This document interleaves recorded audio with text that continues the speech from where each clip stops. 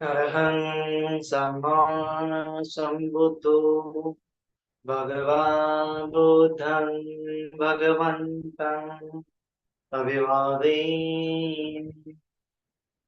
स्वाक्षातो भगवता धम्मो धम्मं नमस्सामि सुपटिपन्नो भगवतो सावकसङ्घो सङ्घं नमामि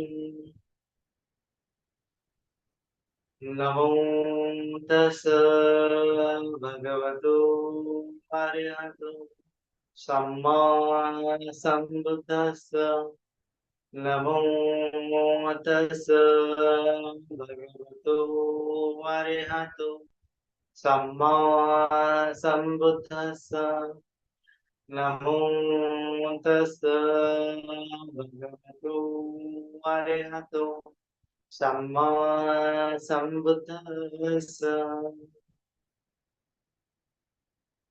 विश्ववंदनीय महाकारुणी तथागत सम्यक संबुद्ध तथागत द्वारा उपदिष्टित आर्य सद्धम्म और तथागत का पवित्र पावन साधु संग इन तीन रत्नों को त्रिबार अभिवादन करता हूँ।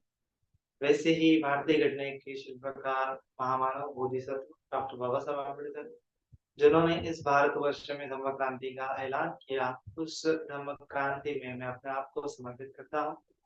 वैसे ही जुड़े हुए सभी शील संपन्न श्रद्धा उपासिकाएं, बालक तथा बालिकाएं सभी के प्रति मंगल रहती मंगल कामना। तो जैसा कि हम देखते आ रहे हैं, भगवान बुद्ध ने जो निर्वाण का मार्ग बताया है, निर्वाण का उपदेश दिया है, तो उस निर्वाण के मार्ग पर अनेक प्रकार के संयोजन होते हैं, अनेक प्रकार की बाधा होती है, अनेक प्रकार के निवारण होते हैं कि जो हमें उस चित्त शुद्धि की अवस्था तक नहीं पहुंचने देते। तो एक एक संयोजन के बारे में हम देखते आ रहे हैं, जैसे सबका दृष्टि है, विचिकित्सा है, शील भक्त परामर्श है, और उसके बाद जो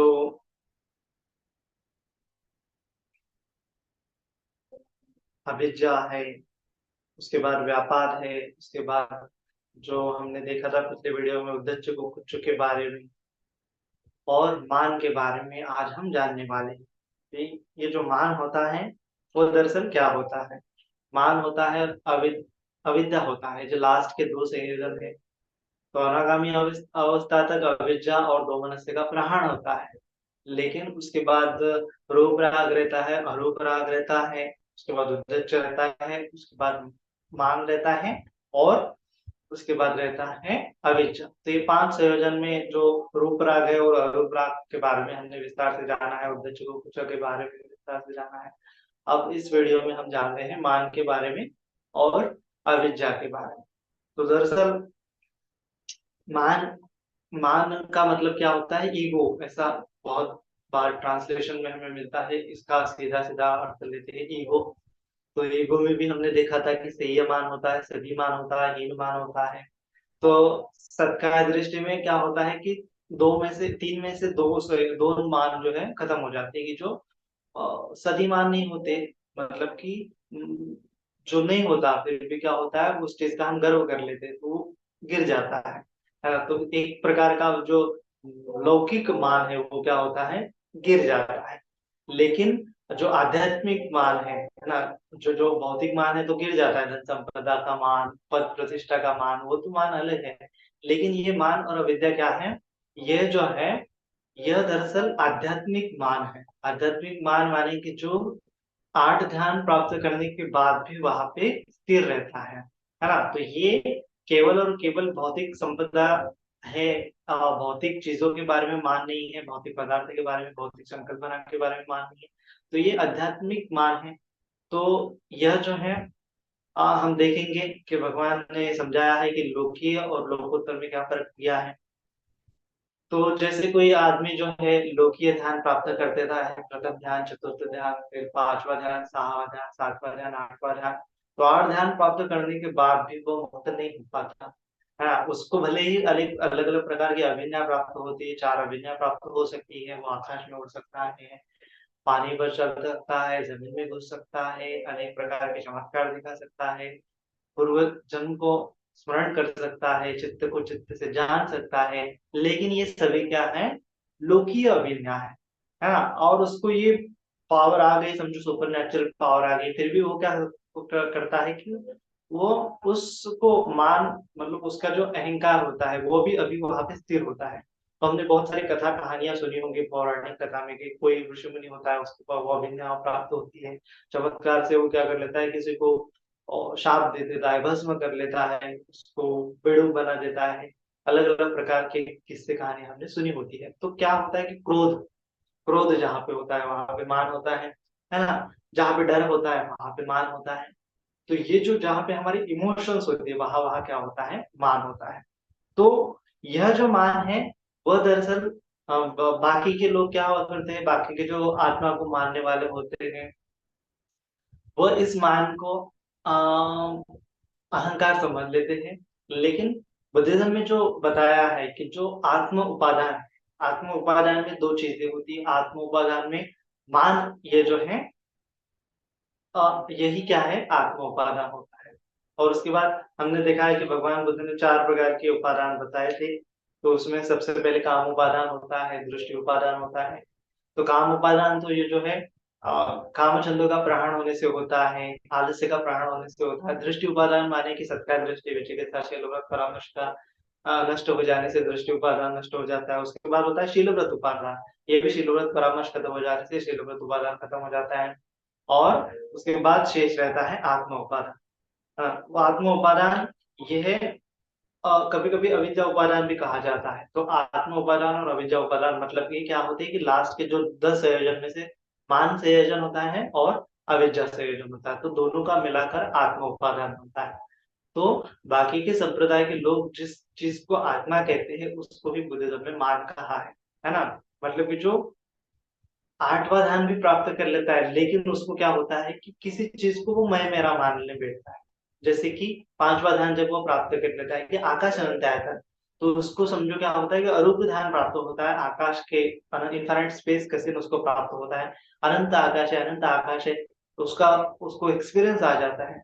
तो उस एक्सपीरियंस को वो मैं मेरा मानने लगता है, तब जाके वो लोकीय ध्यान होता है ना। तो उसको पकड़ता है, चित्त से किसी चीज को पकड़ता है और उसको समझता है कि ये मैं मेरा हूँ। फिर कोई छठा ध्यान प्राप्त कर लेता है विज्ञान अनंत आयतन, तो वो आकाश के भांति मेरा विज्ञान फैला हुआ है। आकाश जिस तरह अनंत है उस तरह मेरा विज्ञान भी अनंत है। तो उस विज्ञान को समझ लेता है कि ये मैं हूँ, ये मेरा आत्मा है। तो वहां पे क्या होता है, फिर से वो आत्म उपादान में मानी कि मान में फंस जाता है, मान और अविद्या में फंस जाता है। उसके बाद कोई जो होता है अकिंचन आयतन प्राप्त कर लेता है। अकिंचन आयतन में भी कुछ नहीं, कुछ नहीं, तो वो समझ लेता है कि ये संसार में कुछ नहीं है। लेकिन जो अनुभव कर रहा है, जो ऑब्जर्वर है, उसको ही वो क्या समझ लेता है, आत्मा मान समझ लेता है। तो उसको ही आत्मोपादान कहा है, उसको ही मान कहा है। उसके बाद जो होता है नैव संज्ञा ना संज्ञा आयतन, कि वो ऐसे ध्यान की अवस्था में होता है कि उसको संज्ञा नहीं होती, लेकिन वो जानता है कि कोई भी संज्ञा नहीं होती, तो वहां पे ऑब्जर्वर रहता है। तो उस ऑब्जर्वर को भी वो समझ लेता है कि ये मैं हूँ, ये मेरी आत्मा है। तो जब जब किसी चीज को चित्त पकड़ता है कि एज मी, मैं, मेरा, है ना, आई सेल्फ, तब तब क्या होता है, वहां पे मान होता है और अविद्या उपादान होता है, आत्म उपादान होता है। तो यही क्या होता है, भगवान ने समझाया है कि एक सूत्र है कि महातरणाखय सूत्र है मध्यम निकाय में। तो उस समय में आ, हम देखते हैं कि उस सूत्र में समझाया है कि जो आत्मा का कंसेप्ट, हाँ, आत्मा का कंसेप्ट क्या होता है कि कोई समझता है कि पिछले जन्म का आत्मा पिछले शरीर छोड़कर दूसरे शरीर को धारण करता है, फिर ये शरीर मरने के बाद दूसरे शरीर को धारण करता है। तो इस प्रकार से वो आत्मा को क्या समझते हैं कि एक अवस्था से दूसरी अवस्था में जैसे कि तैसा जाता है, फिर तीसरी अवस्था में वैसा ही जाता है, फिर चौथी अवस्था में वैसे ही जाता है, तो अनंत काल तक ऐसा रहता है। तो ऐसा आत्मा को मानने वाले लोग मानते हैं। तो ऐसे ही एक भिक्षु होता है, कूटदंड भिक्षु होता है उसका नाम। तो उस भिक्षु को क्या हो जाता है, एक ऐसा उसके मन में विचार आता है कि भगवान ने क्या समझाया कि जो विज्ञान होता है वो विज्ञान ही क्या होता है, वही एक ही विज्ञान क्या होता है, दूसरे जन्म में ट्रांसफर होता है, संक्रमण होता है। है ना। माने कि इस जन्म का विज्ञान ही क्या होता है, केवट्य पुत्र को, सब केवट्य पुत्र उसका भिक्षु का नाम होता है, उसको ऐसे ऐसी धारणा उत्पन्न होती है कि भगवान ने ऐसा समझाया कि एक ही विज्ञान होता है जो मरने के पश्चात क्या होता है, दूसरे शरीर में धारण करता है, फिर वो विज्ञान वहां से मरने के बाद तीसरे शरीर में धारण करता है। तो इस प्रकार से उसको क्या होता है, एक गलत धारणा उत्पन्न होती है। तो बाकी के विष्णु समझाते हैं कि ऐसा भगवान ने नहीं समझाया, फिर वो सुनता ही नहीं किसी की बात की, है ना, ऐसा भगवान ने नहीं समझाया। फिर भगवान के पास उसको ले जाया जाता है और उसको भगवान पूछते हैं, क्या क्या तुमको ऐसे धारणा उत्पन्न हुई है कि एक ही विज्ञान दूसरे जन्म में जाता है, वही विज्ञान फिर तीसरे जन्म में जाता है? तो होता हाँ। तो उसको धर्म भगवान कहते हैं कि उसको धर्म जो है नहीं समझ में आया, उसको बोलते हैं कि मोह पुरुष, तुम्हें धर्म अभी नहीं समझ में आया है। तो मैंने ऐसे कभी भी नहीं कहा है कि एक विज्ञान दूसरे जन्म में वैसे के वैसे ट्रांसफर होता है, वैसे के वैसे संक्रमण होता है। तब भगवान बोलते हैं कि एक विज्ञान क्या होता है, इस जन्म का विज्ञान अपना कार्य करके वहां पे मर जाता है, तब दूसरा विज्ञान उस कार्य कारण भाव के चलते दूसरा विज्ञान वहां पे उत्पन्न होता है, और वह संक्रमण के साथ साथ क्या कर लेता है, जन्म ग्रहण कर लेता है। तो भगवान वहां पे उपमा देते हैं, जैसे अग्नि होती है ना। तो हम किसी अग्नि का निर्माण करते हैं तो क्या होता है, जब तक अग्नि होती है तब तक वो वहां पे फ्लेम होती है ना, जब तक ईंधन होता है वहां पे फ्लेम होती है। तो उस ईंधन के चलते हम दूसरे, उस अग्नि के चलते हम दूसरे ईंधन को भी जला सकते हैं, है ना। तो वहां पे क्या होता है, एक अग्नि, वही अग्नि जो है दूसरे जगह पे नहीं जाती, दूसरी जगह पे अग्नि का निर्माण दूसरे कारणों की वजह से होता है। इसका केवल क्या होता है, कार्य कारण भाव, एक अग्नि का कार्य कारण भाव दूसरे अग्नि में ट्रांसफर होता है। जैसे कि एक दिए से दूसरा दिया जलता है, तो एक दिए की जोत दूसरे दिए को जलाती है, तो वो सेम जोत जो है वो ट्रांसफर नहीं होती, है ना, वहां पे दूसरी जोत निर्माण होती है। लेकिन इस जोत के कारण की वजह से दूसरी जोत निर्माण होती है। ठीक उसी प्रकार इस चित्त में, इस विज्ञान के चलते दूसरा चित्त विज्ञान उत्पन्न होता है ना। तो भगवान बोलते हैं कि विज्ञान किस कारण की वजह से उत्पन्न होता है। तो विज्ञान जो है उत्पन्न होता है, भगवान समझते हैं कि हेतु जो है चेतना के कारण, संस्कार के कारण उत्पन्न होते हैं। तो ये संस्कार कैसे उत्पन्न होते हैं, ये विज्ञान, संस्कार विज्ञान कैसे उत्पन्न होता है, तो भगवान बोलते हैं कि आहार के कारण उत्पन्न होते हैं। कि जब जब वहां पे स्पर्श होता है, स्पर्श के साथ साथ क्या होता है, स्पर्श एक आहार होता है, तो स्पर्श आहार से फिर चेतना का आहार उत्पन्न होता है, वेदना उत्पन्न होती है, फिर संस्कार, उसको ही चेतना का आहार बोला है, फिर विज्ञान का आहार वहां पे उत्पन्न होता है। तो इस प्रकार से विज्ञान की निर्मिति होती है। तो जहां पे स्पर्श होता है वहां पे विज्ञान की उत्पत्ति होती है, जहाँ पे वेदना होता है वहां पे विज्ञान की उत्पत्ति होती है, जहाँ पे संज्ञा होती है वहां पे विज्ञान की उत्पत्ति होती है। तो इसी प्रकार विज्ञान भी एक अपने आप उत्पन्न नहीं हुआ होता है, वो किसी कारण की वजह से उत्पन्न हुआ होता है। तो ये कार्य कारण भाव के के चलते भगवान समझाते हैं कि आत्मा उपादान नहीं होता, आत्मा नाम की चीज नहीं होती है। तो ये जो नहीं समझ पाता है वो दरअसल क्या होता है, अविद्या में और मान में फंस जाता है, आत्मा में और अविद्या में फंस जाता है। तो हम देखते हैं कि बहुत सारे जानवर जो होते हैं, जैसे बोलते हैं ना, हम जो इंसान होते हैं, बाकी के धर्म संप्रदाय वाले लोग बोलते हैं कि इंसान कोई आत्मा होता है, बाकी के पशु पक्षियों को आत्मा नहीं होती है, क्योंकि वो चिंतन मनन नहीं करते।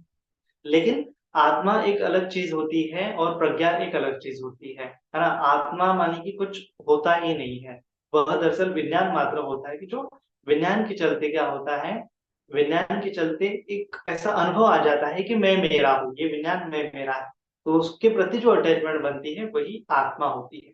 जैसे कोई, समझो कृमि कीटक है, कोई बैक्टीरिया है, तो उस बैक्टीरिया को जब जब समझो गर्मी लगती है तब तब उसको लगता है कि मुझे दुख हो रहा है, जब जब उसको ठंडा लगता है तब तब उसको लगता है कि मुझे सुख हो रहा है ना। जब जब उसको अच्छा स्पर्श लगता है तो उसको लगता है कि मुझे सुख हो रहा है। हालांकि वहां पे जो मान होता है ना, वहां पे क्या होता है, वितर्क विचार बहुत सूक्ष्म होता है, लेकिन वहीं से क्या होता है, हमारे कॉन्शियसनेस का शुरुआत होती है उस स्पर्श के चलते, ठंडे गर्म के चलते। ठंडे गर्म के चलते क्या होता है, उसके मन में एक संज्ञा उत्पन्न होती है कि अगर मुझे ज्यादा गर्मी लग जाती है तो मेरा शरीर भी मर जाता है, तो वो गर्मी से बचने की प्रयास करता है। जैसे हर एक जानवर जो होता है अग्नि से डरता है, क्योंकि उसको संज्ञा होती है, उसके पास एक संज्ञा होती है कि अगर मैं गर्मी के पास जाऊंगा तो मैं जल जाऊंगा, मैं मर जाऊंगा। तो अपने को बचाने के लिए वो क्या कर लेता है, उस चीज से दूर जाता है, अग्नि से दूर जाता है। तो और अग्नि से दूर जाने के बाद जब उसको समझो शीतल छाया में चला जाता है, तो शीतल छाया में उसको सुख का एहसास होता है, तो वो सुख को वो भोगने लगता है, और दुख आता है तो उसको क्या करता है, दूर लौटने की प्रयास करता है। तो इसके चलते क्या होता है, उस सुखद स्पर्श के चलते और दुखद स्पर्श के चलते उसको मैं मेरे का भाव उत्पन्न होने लगता है ना। उसको लगता है कि ये सुखद स्पर्श मुझे हो रहा है, ये दुखद स्पर्श मुझे हो रहा है। तो इसके मैं आत्मा का कंसेप्ट डेवलप होने लगता है, उसको ही अविद्या कहा है, उसको ही अहंकार कहा है ना, उसको ही मान कहा है, उसको ही आत्मा कहा है। तो ये एक ही चीज है ना। तो जैसे समझो किसी किसी ये अविद्या कहाँ से निर्माण होती है, तो भगवान बोलते हैं कि अविद्या देखते हैं कि कहाँ से उत्पन्न होता है, तो अविद्या का पता नहीं लगाया जा सकता है कि कैसे ये स्पर्श की उत्पत्ति होती है, कैसे विज्ञान की उत्पत्ति होती है, उसका पता नहीं लगाया जाता है ना। लेकिन मॉडर्न साइंस के चलते हम समझ सकते हैं कि जो सजीव होता है वो कैसे उत्पन्न होता है। तो कुछ केमिकल रिएक्शन होती है, और वो केमिकल जो है उसमें क्या आ जाता है, एक प्रकार की चेतना आ जाती है, एक प्रकार की रिफ्लेक्शन एक्शन आ जाती है। रिफ्लेक्शन एक्शन माने कि गर्म चीज को हमने स्पर्श किया तो फटाक से हम अपना हाथ दूर लौटते हैं। जैसे डर, किसी चीज से डर लगता है, मकड़े से डर लगता है, चूहे से डर लगता है, तो फटाक से हम वहां से दूर चले जाते हैं, सांप को देखकर फटाक से दूर चले जाते हैं। तो ये क्या है, रिफ्लेक्स एक्शन। तो ये रिफ्लेक्स एक्शन क्या है कि हम खुद को बता बचाने के लिए वो डेवलप हुआ होता है। तो खुद को बचाने के लिए डेवलप हुआ होता है, उसके चलते ही क्या होता है, ये आत्मा का कंसेप्ट आ जाता है और सजीवता का कंसेप्ट आ जाता है। तो सजीव और ये आत्मा का, ये प्राण, ये मान, ये अविद्या, ये सब एक ही चीज है। तो भगवान बोलते हैं कि जैसे ये ये सब चीजें कहाँ से शुरू हुई है, तो कहाँ से शुरू हुई है, आत्म उपादान की शुरुआत, तो ये अविद्या की शुरुआत कहाँ से हुई है, तो तृष्णा से हुई है ना। जैसे कुछ शुरुआत की जो एक सूत्र में भगवान ने समझाया था कि शुरुआत में जब देवता लोग पहली बार इस पृथ्वी पर जन्म लेते, कृमि कीटक के, बैक्टीरिया के फॉर्म में, अमीबा के फॉर्म में जन्म लेते, तो तब वहां पे क्या होता है, पहला एक पेशीय जीव निर्माण होता है, तो वो क्या करता है, उस मिट्टी को ही खाता है, उस पानी को ही खाता है, और उसमें क्या करने लगता है, रस डेवलप करने लगता है। रस माने की तृष्णा, उसको अच्छा अच्छा ग्रहण करने लगता है। जब अच्छा ग्रहण करने की उसको आदत हो जाती है, तब समझो समझो मीठा मीठा पदार्थ सब खा रहे हैं, लेकिन अचानक किसी ने करेला खा लिया, तो क्या होता है, वो उसको दूर लौटता है, उसको थूक देता है ना। अब उसको दोमन से उत्पन्न हो जाता है, अब उसको दुख का एहसास होता है कि ये करेला क्या है, कड़वा है, दुखद है। तो भगवान समझाते हैं कि आस्वाद के कारण, तृष्णा के कारण ही क्या होता है, दुख उत्पन्न होता है, आदि उत्पन्न होता है। तो डर, पीड़ा, शोक हमें उत्पन्न कराता है। तो ये आस्वाद, मैं हूं, मेरा है, ये सबसे बड़ा क्या है, आस्वाद है। और ये मैं मेरे के कारण ही हम आस्वाद ग्रहण कर लेते हैं, है ना। तो मैं मेरा कहा है कि सबसे बड़ा मैं मेरा जो अज्ञान है, भगवान ने समझाया कि सबसे बड़ी अविद्या क्या है, मैं मेरा मानना। इस शरीर को मैं मेरा मानना, इस मन को मैं मेरा मानना, और इन दोनों का कोलैबोरेशन करके मैं मेरा मानना, मेरा आत्मा, मेरा परमात्मा, ये सब मानना ही सबसे बड़ी अविद्या है ना। तो इस अविद्या से छूटने के लिए भगवान ने समझाया कि इस प्रकार से आर्य अष्टांगिक मार्ग अच्छे से समझाया है कि इस जगत में मैं मेरा कुछ भी नहीं, है ना। ये क्या है, एक प्रपंच मात्र है, ये क्या है, जस्ट कार्य कारण भाव की श्रृंखला मात्र है, उसमें मैं मेरा कुछ भी नहीं है। जैसे मिलिंद प्रश्न में अ, जब राजा मिलिंद जो है नागसेन स्थविर से पहला क्वेश्चन करता है कि ये नागसेन कौन है ना। तो नागसेन कौन है, तो ये नागसेन स्थविर उस समय में उत्तर देते हैं कि नागसेन मात्र एक संज्ञा है, ये अस्तित्व में नहीं, ये केवल एक कल्पना, ये केवल कंसेप्ट है ना। ये क्या है, ये केवल कंसेप्ट है। वो नागसेन नाम की चीज वहां पे अस्तित्व में नहीं होती है। तो उसका उदाहरण देते हुए वो समझाते हैं कि जैसे रथ है, तो रथ क्या है, तो जो राजा जैसे प्रश्न करता है ना कि क्या नागसेन क्या है, क्या शरीर नागसेन है, क्या मन नागसेन है, क्या शरीर के पार्ट नागसेन है, या मन के पार्ट नागसेन है, तो नागसेन तभी बोलती है कि ये कुछ भी नहीं है। जिस प्रकार से रथ होता है, क्या पहिया रथ है, क्या घोड़े रथ है, तो जो राजा बोलता है कि नहीं, ना तो पहिया को रथ बोला जाता है, ना तो घोड़े को रथ बोला जाता है, ना तो उस स्ट्रक्चर को रथ बोला जाता है। तो जब से ये सब चीजें मिलती है तब जाके उसको रथ कहा जाता है। तो उसी प्रकार ये जो नाम होता है, ये जो रूप होता है, उसके चलते क्या हो जाता है, एक नाम रूप उत्पन्न होता है, एक जीव उत्पन्न होता है, और उसको ही वो खुद को मैं मेरा समझने लगता है, लेकिन जबकि वो मैं मेरा नहीं होता है। नाक से मात्र संज्ञा है, और नाक से सवेर बोलते हैं कि आत्मा नाम की चीज भी वहां पे अस्तित्व में नहीं होती है। ये केवल पंच स्कंद होते हैं, ये रूप होता है, वेदना होती है, संज्ञा होती है, संस्कार होते हैं, विज्ञान होते हैं। इनके प्रपंच के चलते क्या होता है, एक अनुभूति आ जाती है कि मुझे स्पर्श हो रहा है, मुझे सुख हो रहा है, मुझे दुख हो रहा है। तो ये मुझे मैं मेरे का भाव क्या होता है, ये संयोजन है। इसने ही क्या हुआ है, इसके कारण ही हमें दुख की उत्पत्ति होती है। अगर हम जाने कि मैं दरअसल ये शरीर नहीं हूँ, मैं दरअसल मन नहीं हूँ, अनात्म की भावना करें, तो अनात्म की भावना करने से ये सभी संस्कार क्या होते हैं, गिर जाते हैं, है ना। तो इसीलिए अविद्या उपादान और आत्मा उपादान, मान और या अविद्या को, इस संयोजन को खत्म करने के लिए भगवान ने आर्य अष्टांग मार्ग में सम्यक दृष्टि में बताया है कि चीजों को जैसा है वैसा देखना है ना। मैं नहीं हूँ, मेरा नहीं है, ये क्या है, रियलिटी है। लेकिन क्या होता है कि मैं मेरा, हम क्या कर लेते हैं, धारणा बना लेते हैं, उसको पकड़ के रखते हैं। दूसरी धारणा हम बना लेते हैं अविद्या में कि जो चीजें नश्वर होती है उसमें उसको ही क्या कर लेते हैं, हम कुछ अनश्वरता का भाव डेवलप कर लेते हैं ना, जो अमरता का भाव समझ लेते हैं। तो भगवान बोलते हैं कि इस संसार में कोई चीज भी नहीं है कि जो क्या है, मतलब नश्वर नहीं है। सभी चीजें क्या है, सभी संखारा अनित्यादि। इस जगत में जब जितने भी संस्कार है, जितने भी उत्पन्न होने वाली चीजें, वो क्या है, नष्ट होने वाली है। तो इस संसार में आत्मा नाम की कोई चीज ही नहीं है, क्योंकि सभी चीजें क्या है, उत्पन्न होने वाली है, नष्ट होने वाली है।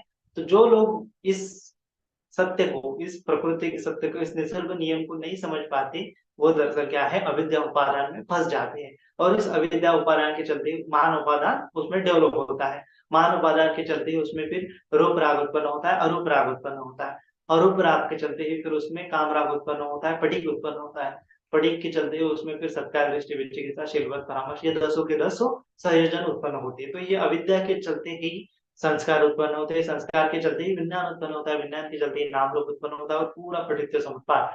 नाम रूप के चलते सड़ायतन, सड़ायतन के चलते फस बचा, वेदना, वेदना बचा, संज्ञा, वेदना बचा, तन्ना, तन्ना बचा, उपादान, उपादान बचा, भाव, भाव बचा, जाति। तो इस प्रकार से मनुष्य की जन्म मृत्यु की श्रृंखला यहाँ पे कभी भी न खत्म होने वाली होती है। इसीलिए सबसे बड़ी अविद्या यही है कि जो चीजें अनित्य है उसको नित्य मानता है, जो चीजें आत्मा नहीं है उसको भी आत्मा मान लेता है, और जो चीजें सुखद है उसको भी वो जो चीजें दुखद है उसको भी वो सुख मान लेता है। जैसे कि आस्वाद, अनु उपभोग कर रहा है, भोग रहा है, तो भोग को वो सुख मान लेता है। लेकिन भगवान बोलते हैं कि भोग तुम्हारे दुख का कारण है, तृष्णा तुम्हारे दुख का कारण है।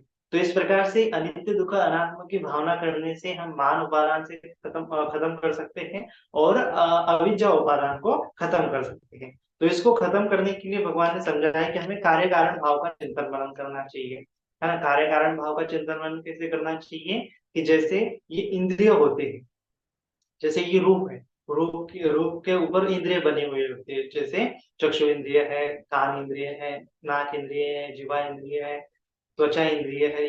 ये इस इंद्रियों के विषय होते हैं, है ना। ये क्या है, इंद्रिय है और इसके विषय होते हैं। चक्षु से रूप, कान से हम शब्द सुनते हैं, नाक से गंध, जीभ से टेस्ट लेते हैं, और शरीर से स्पर्श का अनुभव करते हैं।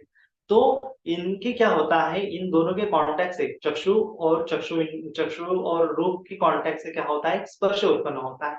उस स्पर्श की उत्पत्ति के साथ ही विज्ञान वहां पे होता है, चित्त वहां पे होता है, नाम का स्कंध वहां पे होता है, और उस स्कंध के चलते वेदना उत्पन्न होती है। वेदना के ऊपर जब चित्त रिएक्शन करता है ना, उसमें सुख भोगने लगता है, तृष्णा उत्पन्न होती है, दुख भोगने लगता है उपादान के कारण। तो वहां पे हमारे दुख की उत्पत्ति होती है। तो इस नाम और रूप का, नाम माने कि क्या होता है, जो विज्ञान होता है, वेदना होती है, स्पर्श होता है, संज्ञा होती है, संस्कार होते हैं, ये नाम स्कंद है।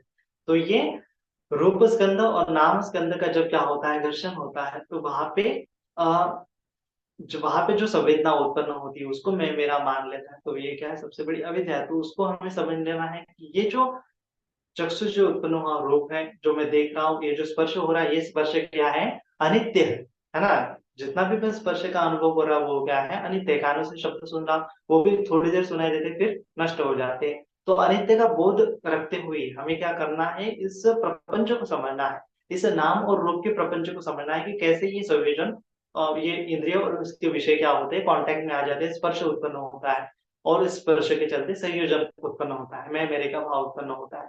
जबकि वहां पे मैं मेरा नहीं होना चाहिए। हम एक जैसे क्या होता है कि हम उपादान बांध लेते हैं। उपादान किस प्रकार से बांध लेते हैं, सामने से एक सुंदर युवती चली गई, तो समझो क्या होता है कि कोई आदमी जो है उसको देखता है, उसके बारे में चिंतन मनन करने लगता है, जबकि वो युवती कब की चली गई है, लेकिन फिर भी ये क्या करने लगता है, चिंतन मनन करने लगता है। उसने क्या हुआ है, मन से पकड़ा हुआ है ना, वो छोड़ना नहीं चाहता। उस स्पर्श का जो एक क्षण का स्पर्श हो गया है चक्षु से और चक्षु विज्ञान का, और वो निकल गया है, लेकिन उस स्पर्श के प्रति क्या करता है, वो योनि से मन स्वीकार करता है, काम संज्ञा उत्पन्न करता है ना, व्यापार संज्ञा उत्पन्न करता है, विहिंसा संज्ञा उत्पन्न करता है, तो उस संज्ञा के चलते उस प्रपंच में फंस जाता है ना, इस संसार के प्रपंच में फंस जाता है, वो संसार को छोड़ना नहीं चाहता, इस संयोजन को छोड़ना नहीं चाहता, क्योंकि उसमें वो रस ग्रहण करने लगता है, आस्वाद ग्रहण करने लगता है, तब जाके वो उस मान के जाल में, अविद्या के जाल में फंस जाता है। जबकि हमें क्या करना चाहिए कि देखना चाहिए कि जो स्पर्श हुआ तो वो क्या है, अनित्य है, कान से शब्द सुना वो क्या है, अनित्य है, शरीर से स्पर्श हुआ वो क्या है, अनित्य है, वो कुछ देर रहने वाला है फिर खत्म होने वाला है। इस सच्चाई के साथ साथ जब हम जानेंगे पूरी तरह से ये रूप है, ये नाम है, इन दोनों का स्पर्श होता है और इस संयोजन उत्पन्न होता है, इस प्रक्रिया को जब हम समझेंगे, पंच उपादान को समझेंगे, तो पंच उपादान स्कंधा दुखा है ये समझेंगे, तब जाके उस चीज में हम उपादान नहीं बनाएंगे। उपादान क्यों नहीं बनाएंगे, क्योंकि हम जानेंगे कि सब चीजें अनित्य है, सब चीजें क्या है, दुख देने वाली है। जब जब इस संयोजन को मैं मेरा मानता हूँ तब तक मुझे दुख होता है, तो इसीलिए मुझे ये अनित्य है, ये दुख है, तो ये मेरा नहीं है, इस प्रकार की अनात्म की भावना करनी होती है। तो ये अनित्य दुख अनात्म की भावना करने से क्या होता है, मान संयोजन और अविद्या संयोजन, तो ये खत्म हो जाता है। दुख का कारण तृष्णा जानता है, दुख का कारण आत्मोपादान जानता है, दुख का कारण अविद्या उपादान जानता है, दुख का कारण तृष्णा जानता है, दुख का कारण मैं मेरा जानता है, दुख समुदय को जानता है, और निरोध को जानता है कि जब जब इस मैं मेरे भाव को छोड़ूंगा, जब जब मैं जानूंगा कि ये अनित्य है, तब तब क्या हो जाएगा, दुख से निरोध हो जाएगा। ये निरोध आर्य सत्य को समझता है, और दुख निरोध पडिपदगामिनी आर्य अष्टांगिक मार्ग को समझता है, उसकी अविद्या पूरी तरह से खत्म हो जाती है ना। अविद्या के उत्पन्न होने से क्या उत्पन्न होता है, प्रकाश उत्पन्न होता है, प्रज्ञा उत्पन्न होती है, विद्या उत्पन्न होते हैं, और वह व्यक्ति क्या होता है, निर्वाण की अवस्था, अनंत की अवस्था को प्राप्त हो जाता है। तो इसीलिए ये पंचोपादान स्कंद के संयोजन को देखते हुए अनित्य दुख अनात्म की भावना करना ही एकमात्र क्या है, दुख निरोध पटिपदगामिनी, भगवान बुद्ध ने बताया दुख निरोध का मार्ग है, एकायनमग्नो है। तो इस प्रकार से ये प्रोसेस को हमें समझना है। इस जगत में आत्मा नाम की कोई चीज भी नहीं है, क्योंकि सभी चीजें क्या है, अनित्य है। आत्मा एक कल्पना मात्र है ना, किसी ने आत्मा को देखा नहीं है, किसी ने आत्मा को जाना नहीं है। ब्रह्मजाल सूत्र में भगवान बुद्ध ने समझाया है कि किस प्रकार से ही आत्म उपादान बनता है ना। समझो कोई साधक होता है, लोकीय ध्यान प्राप्त कर लेता है, उसको अभिज्ञा प्राप्त होती है, अभिज्ञानुसति पूर्व के जन्म स्मरण होते हैं, तो उसको लगता है कि हर एक जन्म में मैं हूँ, है ना, हर एक जन्म मेरा जन्म हो रहा है, मेरा जन्म हो रहा है, लेकिन वो जानता नहीं है कि जो जन्म हो रहा है वो पास्ट था ना, ये अभी रियलिटी नहीं है, वो केवल क्या है, एक इमेजिनेशन है, वो क्या केवल क्या है, अतीत है, ये रियलिटी नहीं है। रियलिटी वो जब देखता है वो कंसेप्ट बना लेता है कि उसको लगता है कि मैं हूँ, हर एक जन्म में मैं हूँ, तो अभी इस जन्म में भी मैं हूँ और अभी मरने के बाद भी मैं रहूंगा, क्योंकि अभी उसको भविष्य का ज्ञान नहीं होता, भविष्य का ज्ञान उत्पन्न नहीं होता, तो वो धारणा बना लेता है कि इतने जन्म मेरे हुए हैं, तो अभी क्या होगा, अगला जन्म भी मेरा होगा, लेकिन जब मैं मुक्त हो जाऊंगा तो परमानेंटली मेरा आत्मा परमात्मा में विलीन हो जाएगा। तो इस प्रकार की जो शाश्वतवादी दृष्टिकोण है, भगवान बुद्ध ने उसको क्या कहा है कि मिथ्या दृष्टि है ना। इस मिथ्या दृष्टि से हमें छूटना चाहिए। जैसा है ना, हमने समझाया है कि जो केवट बुद्ध बनते हैं, उनको एक धारणा उत्पन्न होती है कि विज्ञान एक ही विज्ञान होता है, वो हर एक जन्म में एक ही विज्ञान कारणीभूत होता है, लेकिन भगवान समझाते हैं कि ऐसा नहीं होता है। हेतु और प्रत्ययों के साथ विज्ञान उत्पन्न होता है, विज्ञान भी नष्ट हो जाता है, विज्ञान नष्ट होने के साथ साथ तो स्पर्श उत्पन्न होता है, वेदना उत्पन्न होती है, संज्ञा उत्पन्न होती है, संस्कार उत्पन्न होते हैं, फिर विज्ञान उत्पन्न होता है, फिर विज्ञान मर जाता है, फिर स्पर्श उत्पन्न होता है, वेदना उत्पन्न होती है, संज्ञा उत्पन्न होती है, संस्कार उत्पन्न होता है, फिर विज्ञान उत्पन्न होता है। तो इस प्रकार से ये साइकिल है, ये श्रृंखला है ना। जैसे हम साइकिल पैडल मारते हैं, तो पेडल जब एक पेडल जब नीचे जाता है तो दूसरा ऊपर आ जाता है, ठीक प्रकार से एक विज्ञान जब मर जाता है तो स्पर्श स्पर्श विज्ञान उत्पन्न होता है, वेदना विज्ञान उत्पन्न होता है, संज्ञा विज्ञान उत्पन्न होता है, संस्कार विज्ञान उत्पन्न होता है। इस प्रकार से है ना। दूसरा एक विज्ञान मर जाता है तो दूसरा विज्ञान उत्पन्न होता है। तो ये प्रोसेस के चलते चलते क्या होता है, कंटिन्यूअस एक एक धारा प्रवाह जैसा उत्पन्न होता है, जैसे कि नदी की धारा होती है। एक नदी की बूंद, एक पानी की बूंद आगे चल जाती है तो उसके पीछे दूसरी बूंद आ जाती है, एक पानी की बूंद आगे चल जाती है तो दूसरी बूंद आगे आ जाती है। तो इस प्रकार से ये धारा होती है। तो ये चित्त क्या है, एक स्ट्रीम ऑफ कॉन्शियसनेस है। कॉन्शियसनेस को स्ट्रीम, है ना, स्ट्रीम ऑफ कॉन्शियसनेस, चित्त को स्ट्रीम ऑफ कॉन्शियसनेस भी कहा है। कि धारा है, चित्त क्या है, एक नदी की धारा के समान है। तो ये विज्ञान की धारा है, ये वेदना की धारा है, ये स्पर्श की धारा है, ये संज्ञा की धारा है, ये संस्कार की धारा है। तो इस प्रकार से ये धारा चलती है और हमारा नाम स्कंद चलता है, हमारा चित्त प्रपंच चलता है और हमें जीवित होने का एहसास होता है। लेकिन इस जीवित होने के एहसास में मैं मेरे का भाव और ये दुख के कारण को न समझना, दुख समुदय को न समझना, दुख का निरोध को न समझना, ये सबसे बड़ा अविद्या होती है, सबसे बड़ा अज्ञान होता है।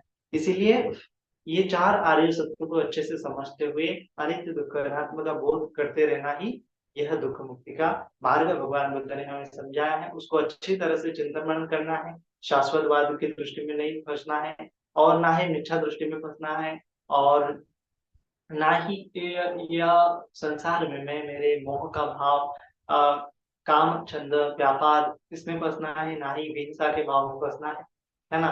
तो भगवान ने धर्म समझा है अनेक प्रकार से, किस प्रकार से हमें मैत्री भावना करनी है, मरणानुसति करनी है, शुभ भावना करनी है, अनेक अनात्म की भावना करनी है। तो इन सभी चीजों की भावना करते करते करते हम स्टेप बाय स्टेप निर्वाण की ओर बढ़ते जाएंगे। हमारा अहंकार क्षीण होता चला जाएगा, हमारे दुख कम कम होते चले जाएंगे और फिर हमें एहसास होगा इस जगत में मैं मेरा कुछ भी नहीं है। तो यह एहसास, ये अनात्म का अनुभव ही निर्वाण का अनुभव है। उस अनुभव को हमें पाना है, उस अनुभव का अभ्यास हमें करना है, उस अनुभव की भावना हमें करनी है। तब पुनः पुनः अनित्य दुख अनात्म की भावना करते रहना है। तो आज के लिए इतना ही। सभी का मंगल हो, सभी का कल्याण हो, सभी जन सुखी हो, सुखी हो, सुखी हो।